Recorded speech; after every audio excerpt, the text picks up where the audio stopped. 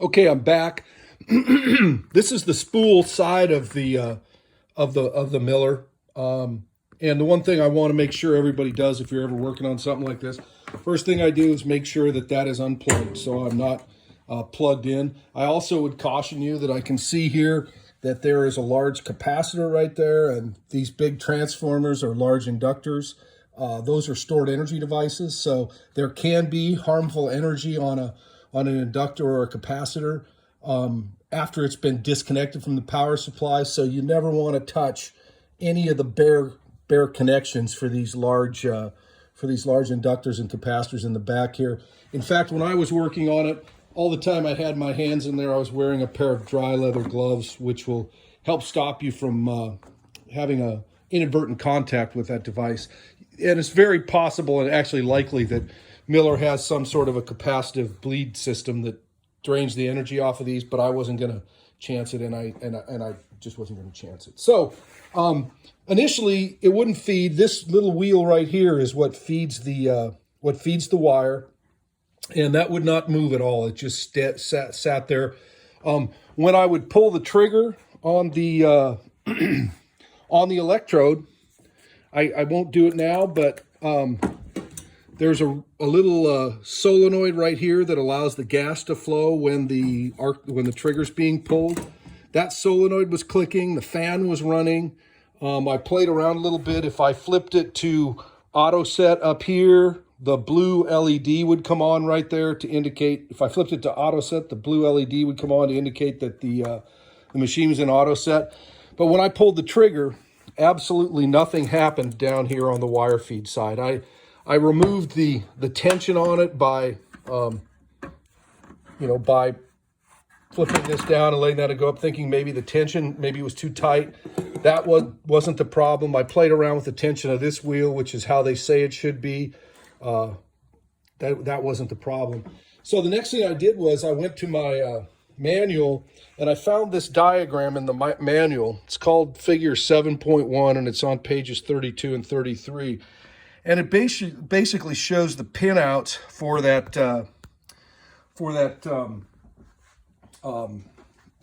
big printed circuit board that's in the back there, and I'll show you a picture of it in a minute.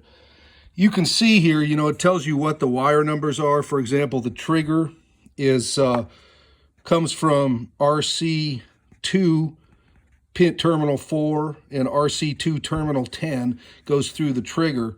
The spool gun, the actual motor is on RC 13.5 and 13.6. You can see there's the little drive motor. That little switch on the front that controls whether you're running the spool gun or the electrode is switch 51, and that's on between RC2 and 12, RC2 12 and RC2 6. So basically, using this diagram, you can figure out where you want to. You can check some voltages and continuity to make sure that the thing's actually working. This is kind of an important little component here. It's plug 28, which has terminals 1 and 2 on it, and that breaks the feed coming from the printed circuit board down to the drive motor, and I used that to verify a couple things. I also have a couple of these small jumpers, and I have a battery charger. I don't really do this kind of stuff very often, but I have this. This is an old battery charger. It's got a 6-volt and a 12-volt setting on it.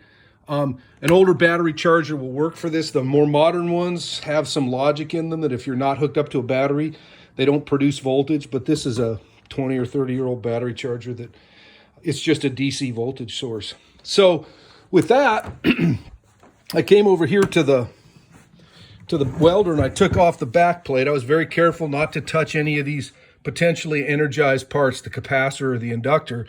And I just spent some time studying this printed circuit board in here. And I began to see that, for example, RC3, I'm not sure if you can see that in there. I'll see if I can. RC3, you can see that on the diagram. And if you go down in here, you can see RC2. And if you recall, we saw RC2. You can see that each of the wires is also numbered. That's wire number coming from RC, the connector 2, and it's pin number 12. Each wire is numbered. It's very nice for troubleshooting. You can see here, this is 133 going into the LED for the, that goes into the LED for the auto set. So what I did was, first thing I did was I broke apart this plug 28 right here, and I put my voltmeter in the end of it. First, I checked continuity. I used the ohmmeter function. I checked continuity from this end to the other end of the plug. So I made sure that these two wires were continuous. Then I also checked the continuity from this plug, plug 28, going down to the drive motor, which is kind of down in that hole. It's a little bit hard to see, but you can see there's a drive motor down in there. I might be able to get a better view of it if I come in right there. There you're looking right at it. One thing that was a bit of a challenge is you can see that these, let's see if I can get my pencil in there, that these are soldered connections to the motor, and those are the wires that come out of plug 28. So I couldn't break those off of the motor to actually measure the continuity between that point in the plug without also measuring the winding of the motor. But I checked them each side. I checked the continuity on each side, and I got the same number. So I assumed it was symmetrical, and there probably was no problem with the motor. The next thing I did was, once I'd verified I had continuity, I put a voltmeter in the end of the plug right here, put it on my low AC setting, and I measured the voltage coming out of the printed circuit board. And when I did that with the machine running, even when I clicked the trigger, the voltage was, when I clicked the trigger, the voltage was a solid 5.8 volts AC. So then I messed with the wire feed speed here, assuming that that would vary the voltage, and that was a good assumption. It would go from 3.8 to 7.2 volts. That's what kind of gave me the idea to use the 6-volt battery charger. So I put my little connections that you see laying over there, I connected them to the soldered connections right in here, brought them out, and I connected it to the battery charger. And when I connected it up, the motor ran just fine. So it appeared like I was getting good connectivity out of the, I was getting good voltage out of the printed circuit board. I had connectivity to the motor. I then went and checked this switch right here, which is between a spool gun and the electrode. I pulled the wires off the back of that. You can see it's right here. I pulled the wires off the back of that, and that switch was working fine.